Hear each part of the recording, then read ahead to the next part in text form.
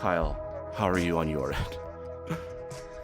I'm good. It was, it was kind of, yeah, I mean, we had some interesting extras and things, so that was nice. Yeah, I mean, it was an episode of The Big Bang Theory. Oh. The highest rating I can give a podcast, an episode of The Big Bang Theory. It was the show. Well, since that's probably the highest praise either of us has ever given the show, that must mean you're listening to a real, legitimate, copyrightable episode of The Big Bang Theory. Hi, I'm Nick. And I'm Kyle. And this is a show where we talk about a show that we don't like. And sometimes people like that, sometimes they don't. In any case, then we talk about things we do like, and people love that part. But first, we gotta break down thing we don't like that much, which is the actual show. Which, by the way, this particular episode is the 23rd episode of the 9th season, the penultimate episode of season 9. I don't know what we're building towards. I'm mostly just hoping it ends with Bernadette getting a divorce. But again, those expectations are too high. As for our plot summary, our official, unofficial fan summary reads, Sheldon hires Stuart to spend the day with Amy when he'd rather go to a movie screening. Also, Leonard's mother, Beverly, comes to Pasadena and Penny struggles to make a connection with her, eventually planning a redo of her and Leonard's wedding. I mean, I guess that's technically where we ended. Yeah, I mean, they agreed to it. They accepted each other. The problem I have with this episode is, like I said, this plot stuff is lame. I don't know. It's, yeah, Bernadette's mom's coming in town. Oh, and I always forget her actual, like, Christine Baranski or something like that is the... Oh, that's exactly it. Hooray! Plays Leonard's mom. She's great, but I don't know. I don't know if it was the writing or if she was just not like... If she was kind of phoning it in. I was happy to see her, but she was not quite the dynamic presence as normal. Nonetheless, heavily featuring her, which is a positive, and Penny desperately trying to seek her approval, which is not going well through her iron curtain of grim, stone-faced psychoanalysis. Yeah, I think aloofness is the correct word here. Yeah, aloofness, definitely. Like, in spite of trying to not be, like, yeah, the absolute lack of change in demeanor when she's like, oh, this is my insult voice. You can tell this is different from my joking voice, which is different from this, my serious voice. So... I don't know. Maybe that's actually where I was disappointed. You might find this hard to believe, but I actually get that all the time myself, particularly when I'm dealing with clients. It's as someone who also sometimes can have a flat affect, people often do not know when I'm making jokes. I think I have the opposite problem when I'm always goofing, and so then when it comes serious time, I have to be like, no. In spite of everything else we've been talking about and my demeanor, you're in a hard way, buddy. I shouldn't have lightened that by calling you buddy at the end of it or saying you're in a hard way and giving you the straight facts, but come on. So, hooray for, I don't know, communication quirks between all of us. But yeah, I don't know, nothing about her demeanor changes by the end of it that she does at one point, and I don't know. I wish there were like more lead up to this, because this actually seems like the primary conflict between Leonard's mom and Penny is Penny's like, oh, hey, you've been insulting me this whole time, blah, blah, blah. I don't know why you have to be like this, or if you even know what an insult is. To which the mom replies, oh, I mean, I don't know if it's a clinical term, but for example, I can imagine marrying my son and not even telling me about or inviting me to the wedding is kind of an insult. And oddly enough, things go smoothly from there. That was a good line. Oh, it was great. But like... And well delivered. And it also happens in like the last 3 minutes of the episode. And that feels like the entire meat of what that plot should have been. And so, I don't know. I wish there was like more build up to it. Like, and not even like across episodes, just in the episode, if maybe Mom could have made it clear that she had a chip on her shoulder to differentiate from, I don't know, trying to be pleasant or anything. Like, or just said something shittier. I don't even know what, but nonetheless, you know, she's great and it worked out. And so that's the part where I say the plot didn't work for me, but these elements in it, still loved it. You want to talk about our Stuart adventure at all? Yeah, oh, also I was just going to say, I peeked ahead and I didn't start watching the next episode, but I just noticed that the next episode was the season finale. So I was curious what the summary would be. And, I looked it up and I think she's in that one too. So if this episode felt like a build up, that's probably why. But yeah, Stuart, what happens with Stuart? Oh, I was going to ask if you wanted to say anything about it. I mean, I actually liked Stuart in this. So this iteration of Stuart that we're seeing is, I feel like he's a character who is just fundamentally different every time we see him. And this version of Stuart is now Mercenary Stuart, who will basically do or say anything for like $5. And actually, this was a version of Stuart I thought was pretty funny. I liked it a lot.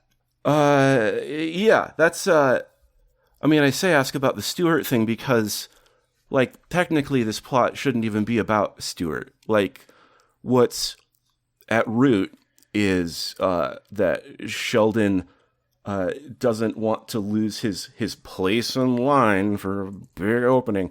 And so instead of, because he's supposed to have other plans with Amy that would get in the way of that. And the way he resolves the conflict is by hiring Stuart just to go spend time with Amy instead. Which, on the one hand, I find a cunning use of resources. But on the other, yeah, is a sociopathic thing that doesn't work out. And Amy very obviously doesn't love it. And at the end of this, the way that is resolved is Sheldon runs from his place in line to perfunctorily apologize to Amy about the ordeal. She says, apology accepted. And then he runs back into line to have, I don't know, a B part 2 plot about holding your place in line finally. Again, something that like doesn't really come up or isn't resolved until like the very end of the episode. But up until that time, it's the Stuart show, baby.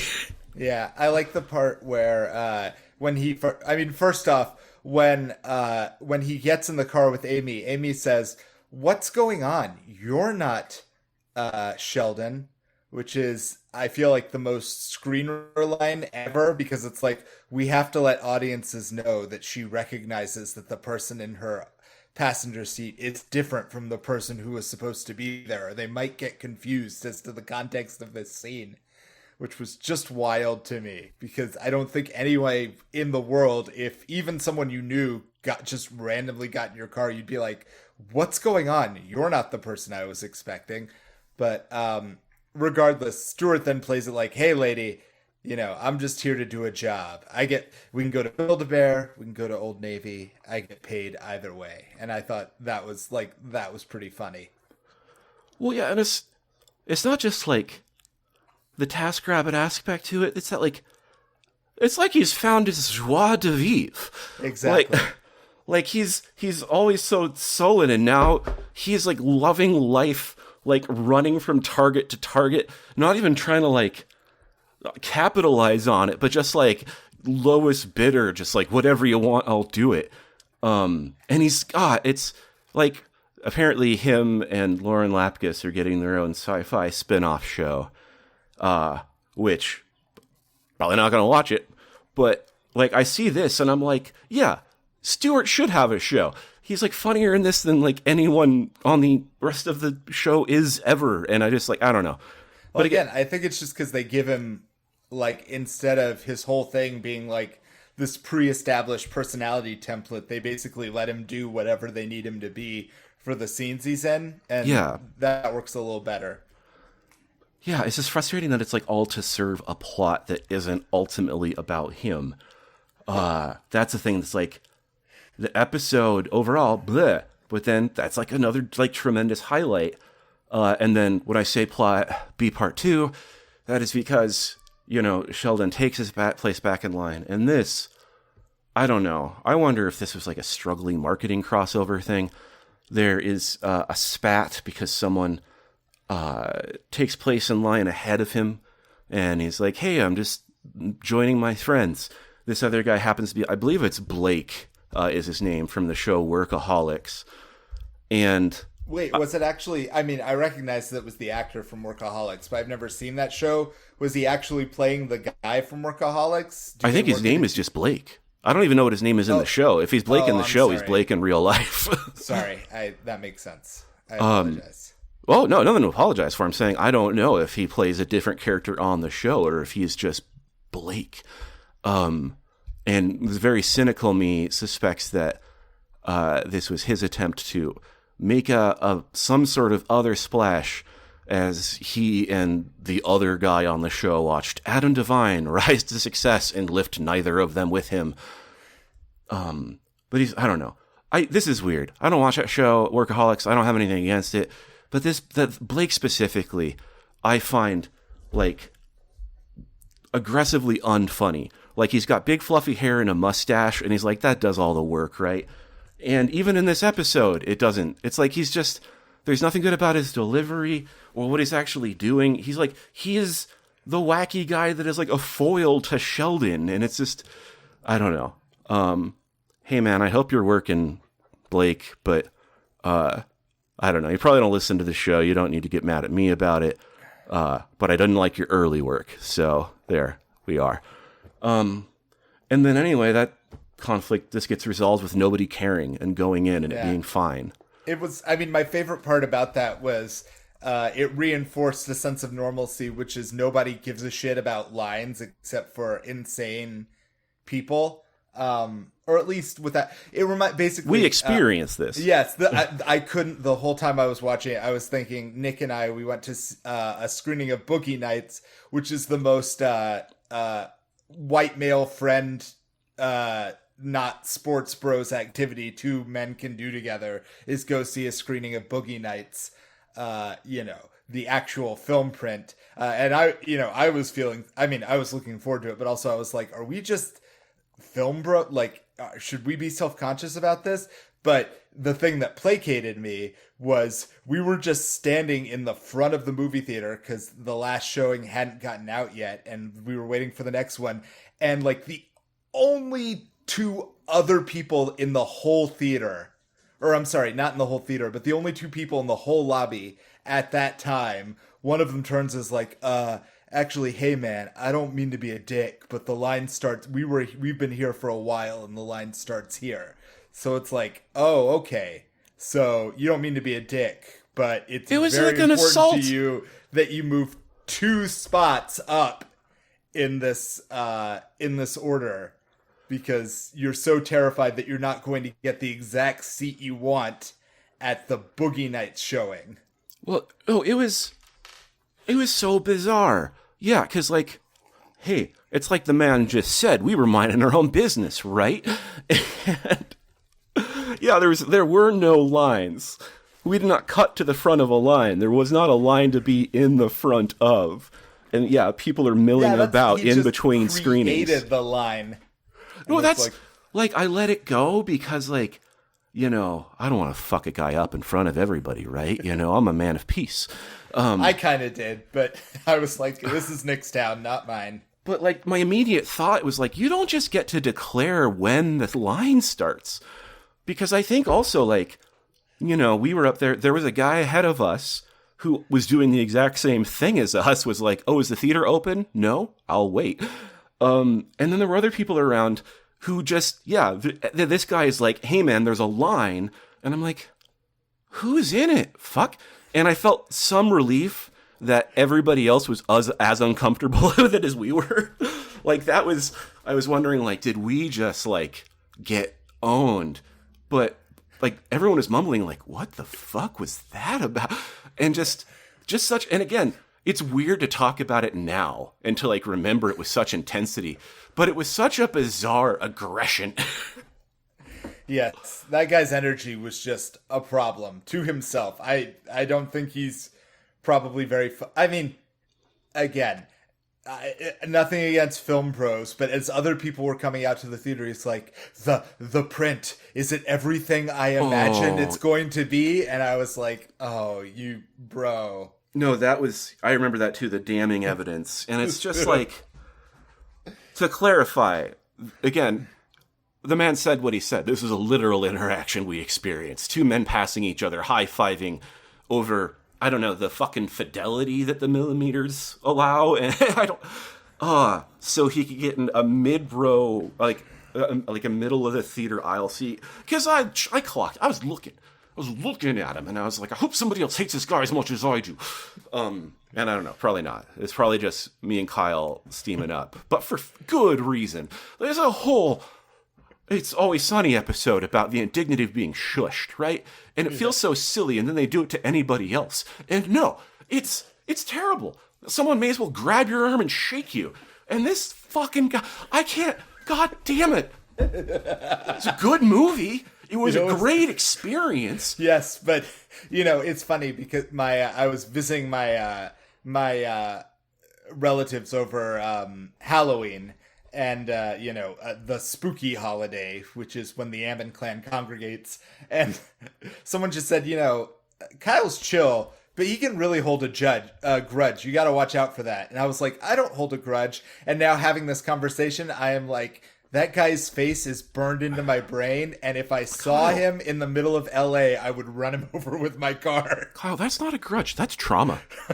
That's what that is. I hadn't thought about this man since that happened. And you bring him up, and I am fucking keyed up. All right? I'm in fight, flight, or fawn. Or there's a freeze. I forgot about freeze. And so long as I know there's two of us, I'm in fight mode, baby. Like, that's... Can you imagine if we'd gotten kicked out of the Roxy for just like pushing a guy over and kicking him, like the JoJo meme? I think we'd get like handful of free passes. Like, you get that guy. Like, it's not just that we didn't do anything wrong. It's not just that he called us out. It's that he imposed an imaginary order that even the people around us weren't subject to. It was a small-scale allegory for fascism. I'm going to say it. It was. And, the thing is like,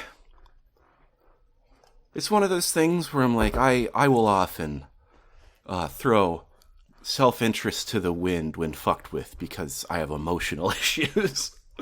And this being one of those moments where I'm like, I want to fight this fucking guy. Maybe not physically. I mean, maybe. But more likely, just have a sassy exchange with him. Just being like, this isn't worth it. I can't. This man has shown himself from the get-go as patently stupid and unreasonable. What am I going to get out of this? A cheap thrill? Yeah. The admiration of everyone around me? Also, yes. But not today.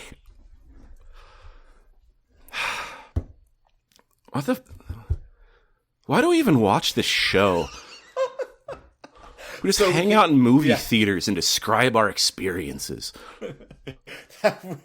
I do think maybe that would be a better format for the podcast if we hung out more. It would just be like reporting on Nick and Kyle's week. The closest time in my life I've got to being in an actual fight was at a movie theater because someone got out of line at the Thursday midnight opening midnight screening of X3, X-Men United.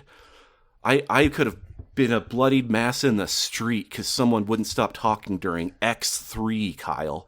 Oh, man. Yeah, that's a bad one. That's like the one time you decide to be brave and you're like, who is this man? Don't assault. You can't just hunt down a man on the street.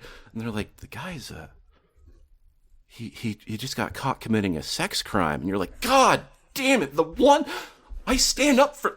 And it's... Maybe I can't tell, but fuck me, I guess, The one time the mob is right. Yeah. Should we move on?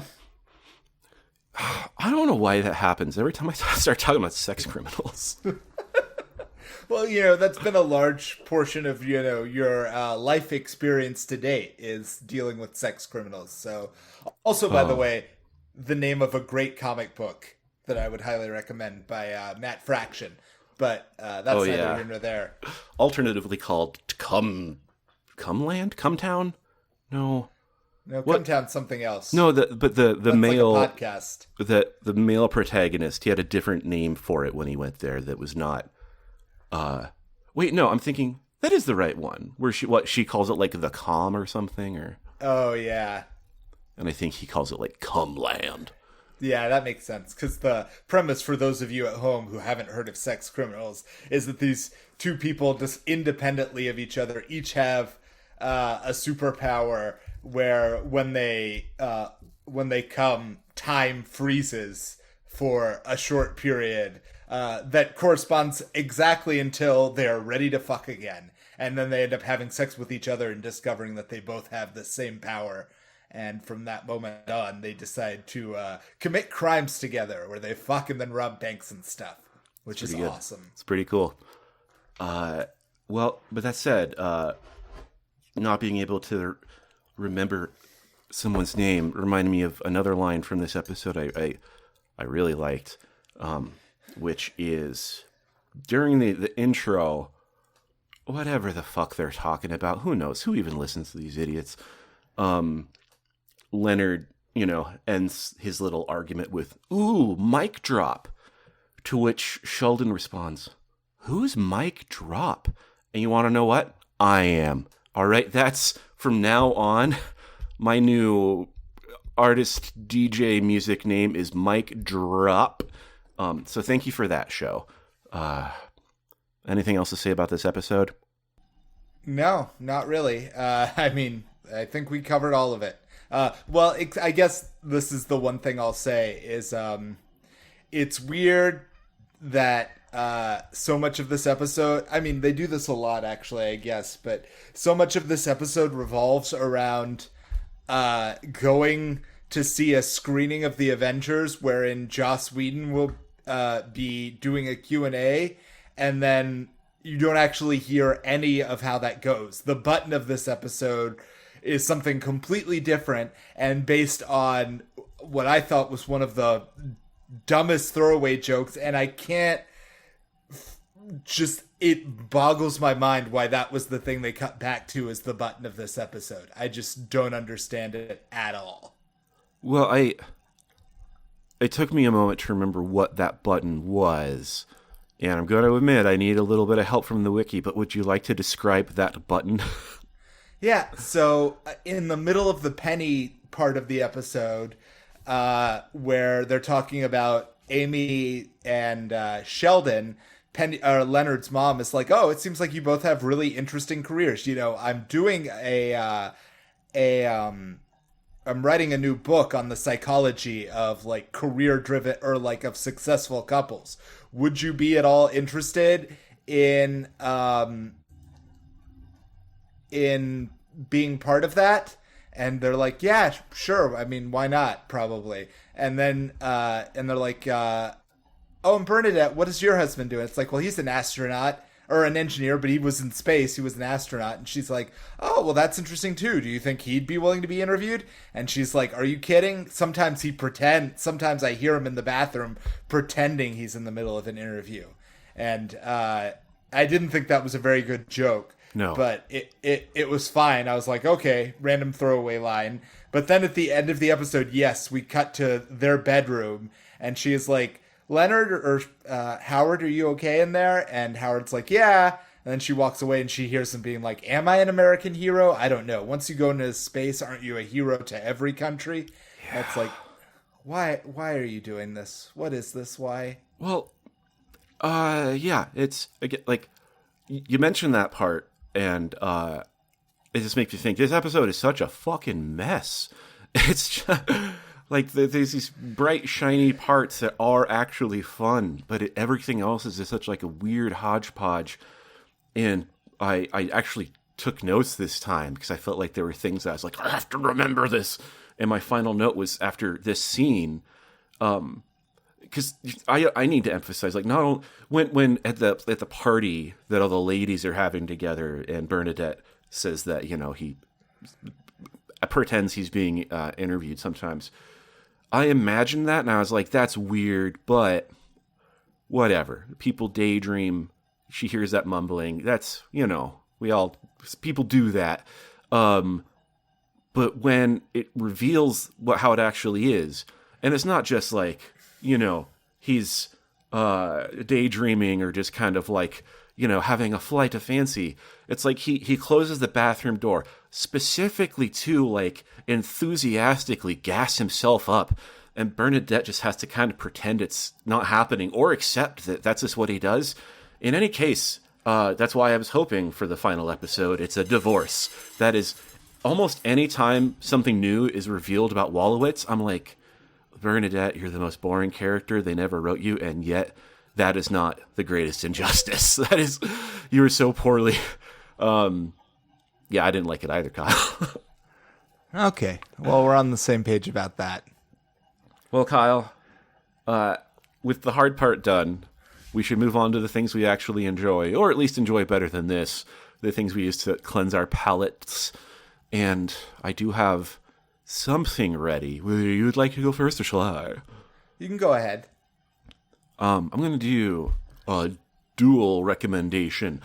And I'm going to emphasize that not two drastically different things. But I've been sick all week. Hey, improving. Don't send the letters yet. Not until, you know, there's news of my death. But while sick, I've just been catching up on a lot of movies that I've been putting off. And my recommendation is I watched back-to-back the Sean Baker movies, The Florida Project and Tangerine. And I've recommended other Sean Baker movies. He directed Anora, which I loved. He also directed Red Rocket, which I think I loved even more than Anora. These two films are earlier works. Oh, and I also...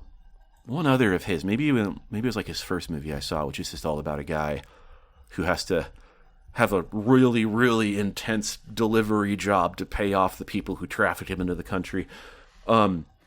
These two movies are Tangerine, Florida Project. The first is about two trans women prostitutes in LA. One who just got out of jail for something that I don't think is ever actually stated out loud, at least not that I remember, but is most likely related to, you know, the line of work and generally kind of being out on the streets. And the thrust of the plot is now that her name is Cindy and her partner in crime is Alexandra, that now that she's out, she has learned that her boyfriend / pimp has cheated on her, which, while everyone else finds that notion hilarious, she goes on a quest to find and confront him. And it's kind of just like a quick day in the life of them. The movie actually focuses more on Alexandra than Cindy, but that, them just trying to get by and having a really weird, fucked up adventure. But I think all of his films are really kind of come down to like a day in the life styles, and this isn't any different, but it was great. I think it was I don't know, I worry sometimes, maybe I've just like heard this criticism generally or something, or maybe I'm making it up, that like Sean Baker like traffics so much in these like stories of, you know, people like, especially like poor people and on the fringes who are like struggling with life, that there's like could be like some sort of like voyeuristic, or I don't know, even like just an element of like looking down from above or whatever. But I don't know. I also love that it's really, what was this, 2015, the first one, really focusing on and showcasing this and not trying to have some like, you know, just relatable blah person that you're seeing all of this through. And it's also funny too. That's the other thing. All of his movies are pretty consistently funny, in spite of not actually being comedies. And then quick other recommendation, also saw The Florida Project, which a couple years later, and it starts to feel silly the way he focuses on it now that I describe it. This one is about a single mom living out of a hotel, having recently been fired from her job as a stripper. And so she, with other people that she knows in the hotel, kind of focuses on her just trying to string some sort of fucking life together. But also not primarily about her as much as it is her kid and the other neighbor kids getting up to hijinks, being like 6-ish years old. And there's a weird thing about it that I don't think this was intentional at all, or maybe it was, that kind of had this sense of nostalgia of unsupervised kids roaming free, both because there was less importance of helicopter parenting, but then I see, 2017, it's also because of negligence. But, the idea that, hey, at least these kids have freedom, right? Maybe it's because their parents have put their own lives on the back burner, but they got to go on adventures, they got to see sights. And so, and also Willem Dafoe is as, I guess, the property manager. And he's great. Maybe one of the most straightforward Willem Dafoe performances I've ever seen. Just playing a normal guy. Yeah. Like the most normal guy. Like just trying to be a good dude. So anyway, back-to-back Sean Bakers. And I should double check. I'm wondering if I've rounded out his filmography by now. But I'm a fan. These were great. Go see them. They're on the streams. Kyle, your turn. I was just going to say really quick. First off, I've never... I'm not sure I've seen any of Sean Baker's movies, although I want to watch Honora. I've seen clips of Florida Project. I think considering how often prostitutes and strippers are basically used as the punchline in movies, that if one person is making movies that actually focus on not so much like the heroism or whatever, but just they're treating them like normal people who have who can be as much the main characters as anybody else in their own lives. Not an allegory for Vice.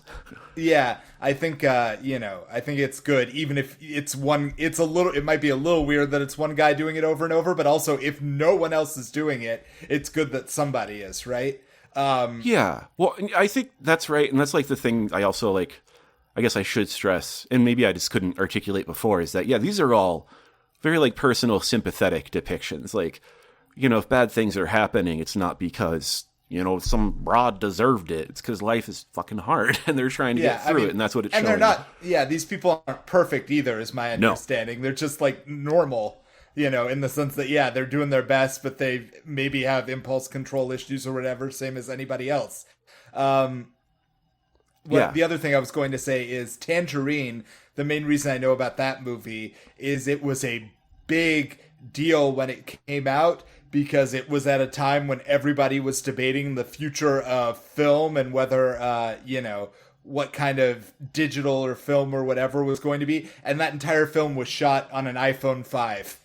Yeah, I think I read that afterwards. And that's one of those things where maybe that guy was right to bully us. Because I watched the whole movie and I didn't think, well, this is obviously on a phone. No, that was everybody. I mean, that was the whole... I feel like that was the whole point, is everybody was like, actually, it looks like a movie. It looks pretty good, Yeah, well, if anything, stylistically, it's great. He could shoot it on something worse and it still would look better than whatever high-end camera he could use. It's... Yeah, I don't know. I'm glad he went how he did in spite of that debate, because, I think it looks great. It just felt like a big middle finger at the time to Christopher Nolan, who was no, the only way to properly film is with 17,000 IMAX cameras all trained on the same thing. But anyway, so my recommendation is also a movie, also about, normal ? People. You'll see what I watched for the first time. I remember it being really funny the last couple times I watched it, but I hadn't seen it in a decade. And I watched it with my wife Gwen to see if she also thought it was funny, or if it was one of those things where it's 20-year-old Kyle just had terrible taste. But we watched Hamlet 2. Do you know anything about? I've heard of this. I feel like it was something I was interested in when I first heard it, and yet have never actually got to it. I think you would like it. It is very much it's a somewhat grounded story about a retired actor, like a commercial. The movie starts showing him like he's a failed commercial actor, and so now he teaches drama at like a local high school, and the plays are terrible, and eventually the drama department is getting canceled. So as a protest, he decides he's going to stage a production of his own play that he's written, which is a sequel to Hamlet, which if you don't have to know the details of Hamlet, but it's important to know Hamlet is, a super famous play by William Shakespeare in which everyone tragically dies. So it's like, how are you going to write a sequel to Hamlet? And there's a great line. He's like, well, look at page 1. And it's like, Hamlet arrives in a time machine. And it's like, so it's, but most of the movie is not about the play itself so much as it is about this guy whose play, I can't remember the guy's name, but he's an incredibly famous British actor. He's the guy who was the director in Tropic Thunder. Yes, Steve Coogan. Thank you. I didn't want to say it earlier because I only so vaguely remembered the face that I was like, that wasn't Steve Coogan, was it? But hooray! Yeah. Yeah, no, Steve Coogan playing an American with a pretty believable American accent. And I forgot, this whole thing is set in Tucson, Arizona. So this isn't even like LA or New York. Like, a big part of the joke is that it's the middle of nowhere where nobody like gives a shit about theater and this guy's whole personality is simultaneous. It's like, he's annoying, but he is just really passionate. He's not annoying in like he's cartoonish without ever feeling like someone who couldn't actually exist in real life for the most part. Like, he mostly just comes off slightly obtuse about how everyone else does not have the same priorities he does in life. But he gives a really charming performance, and the film is actually like kind of a love letter to like small town community theater, because even though the play itself, which they show you clips from in and out, is kind of a terrible it's not one of those things where the play is secretly really good. It's a pretty terrible play that has some interesting moments in it, like a lot of small like community theater plays do. And he manages to get like all of the kids in his drama class, which include a lot of like Hispanic, and other immigrant children who do not actually have a very big innate interest in any of this, pretty into it. So it is simultaneously like a send-up of like the inspirational teacher genre, very much on its face, but it still feels like it is actually a pretty good inspirational teacher drama, in that he kind of wins them over not by like making any grand heroic speeches or figuring out how to connect with them, but just being like, man, I really want to do this, and being so crazy that they're like, I mean, it is kind of fun how into this he gets. And so they all end up getting into it too, and putting on the performance. And yeah, it's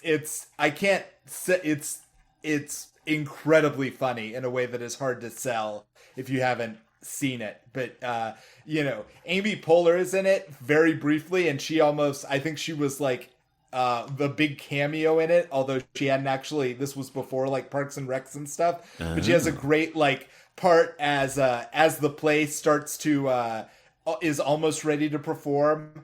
People find out that there's like depictions of like sex, and that Jesus is a character in it, and start to get like upset about it. And so they're trying to cancel it, at which point Amy Poehler shows up as a lawyer for the ACLU to make sure that hell or high water this play will go on. And she's just like, yeah, I don't care what they throw at me. We're the ACLU. I'll fight anyone. And then at one point he's like, well, okay, I think you'll really enjoy the play. It's really good. And she's like, it's irrelevant. Which is one of my, like, that's the kind of, it's just like a great good line. The whole movie it just has all of these like brilliant little like funny one-liners in it that are quite charming. It's a charming, very funny, also, I should be clear, pretty profane film, like in terms of like, not a lot of, just a lot of swearing and sex and stuff like you might expect. Well, the small town theater part, triggered a memory, which is so in Montana, we're not densely populated, giant state with not many people. And so our capital, Helena, is tiny. It's like a city. There's barely anybody there. It's a small town. And if it weren't obvious enough just by it existing, this is probably like 10 years ago already, but they were doing a local production of Rocky Horror. We all know the Rocky Horror Picture Show. They were I'm doing. told it's astounding. It's supposed to be a real treat. I wouldn't know it by having seen it like 24 times myself. Whoever, maybe the director, the production company or whatever, took like a full page ad out in the local paper to explain, hey, this isn't going to hurt the community. This is actually fun. Don't be too freaked out. Like, come on, we're having a good time. Don't get your pitchforks. And that was in like 2015. It's just like, yeah, it was good bringing people together, but just the idea that like, oh, this horny 40-year-old production, we're gonna scandalize people who were mad about it when it first came out and haven't died yet, and just Yes. Oh God. And again, I don't want to ruin too much, but there's another great joke in the movie where one of his actors is like, my parents found out about this play and they're not gonna let me do it. He's like, God damn small-minded yokels. So he goes to the guy's house and he's like, I know that you don't believe in art or culture, and they're like, actually, I have a PhD in literature, and I just think it's a little tasteless of you to be making a hack sequel to one of the greatest plays ever written. It's like, fuck. Yeah. Something I've noticed when I'm combative with comedy audiences, not even combative, when I'm trying to be sassy and I'm in a smaller town, I'll say whatever, I don't know, I can't think of anything on my feet right now, I'm not a very good comedian, and follow it up with, oh, well, not like you, yokels and hayseeds. And no matter how silly I try to make it, one thing about these fucking yokels and hayseeds is they hate being called yokels and hayseeds. They just don't live in reality. And so I'm glad that is also well represented in the small community theater film. Yeah, you should watch this. I think you'd really like it. I will. Put it on your list. I'm yet fully recovered from this silly cold, and so it will indeed be on the list. Whoa. My plans for later today. Oh, excuse me. I mentioned cold, and then excuse me. Gonna go see Predator Badlands, and we'll see if that's worthwhile. It looks good. It's so weird because it's like, on the one hand, I'm like, yes, this looks good. On the other hand, I'm like, I don't know. For some reason, it's just like, I feel like there's this curse where every time a Predator movie tries to do more than the basic Predator formula of like, people being hunted by predators, it turns out it doesn't, like, the only good story you can tell with predators is like the humans are being hunted by the predators, and maybe I'm wrong about that, but this movie is doing the other thing, so we'll cross our fingers on that one. I have no expectations, and hopefully I won't be let down. But that's what's on my plate. Any final words or advisements from you? Did you ever play any of the Alien vs. Predator games when you were younger, back when they were making those? It depends. When I first found the arcade game, I immediately realized that it was the coolest thing that would ever exist, and one day spent, I don't know, probably $20 in quarters with a friend beating it, and it was the greatest experience of my life. And then if the PC ones, I know the first one that came out was a huge success and super popular, and I would play that at our local internet cafe with the LAN service, where all the cretins would hide in the back and play games like Aliens versus Predator with each other. If that's the one you mean, that's as much experience as I have. I don't know about all the others. Exactly. I have. It's weird because as someone who is not like super into PC gaming, I have super fond memories of that one, which was crazy because when it first came out, that was like the first time I ever really understood, like, not every computer can play every computer game, Yeah. because I got that game, and I do think it was like the most cutting edge, like one of the more cutting edge, like graphically and processor intense games when it came out. And we just got that for like our Windows 7 computer. Maybe not even that. Maybe it was like legit Windows 98 at the time. Yeah, and it was just like it would run it, but like you want to talk about frame rate, like it was literally like you would push forward and the screen would freeze for 5 seconds, and then it would cut to the next frame, and then 5 seconds later, and then eventually when we got our next PC, I was able to play it, and I was like, oh, this is really cool. But I don't know. That was, I think, I don't hear about it as much anymore, but I'm also just tapped out of it. But the the constant battle for PC supremacy by having harder and harder graphics, and how I feel like that was a good 20-year period of, oh, this cool game is out. Have I spent enough already that I will be able to play it on the machine that it technically can play on? And I also hear that, like, with things like Doom and World of Warcraft, that part of the reason they were so successful is that they knew people had shitty computers, and so they made sure they would run on almost anything. And yeah, it's just such a frustrating thing. Like, I don't know. I didn't even have, well, I guess I didn't have that experience because my computer, our family computer was so shitty I didn't even try putting stuff like AVP on it. The good old days, Kyle. The constant trauma and looking in and being like, oh, I don't have this right. I have to be a console gamer. I can't handle the variability and expectations of being a PC gamer. Yeah, a lot of people, I think it is basically just because, like, we have now reached a point where, like, even the latest consoles cannot keep up. Like, by the time the PS5 came out, it was already, like, behind the curve of what PCs could do. So yeah.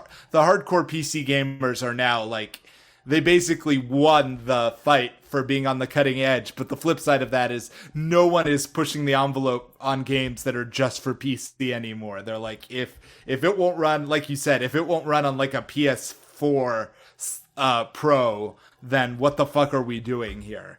For the most part. I'm just mad that PS5 Pro even exists. Just thinking about it, like, they announced the PS6. It's on its way. Fuck that. It just here's the thing. I have a PS5. I'm perfectly happy with it, which is why when the company says you can have a new version for a significantly higher price point and you'll barely notice the difference, eat shit. No. Also, can you name me a single game from the PS5 generation that was worth buying a PS5 for just to play it? Don't make me answer that question. Your silence is the answer, and we all knew it would be. I mean, that feels like as good a place to end as any. Yes. Yeah. Nope, you won't find me defending Sony. Peace out.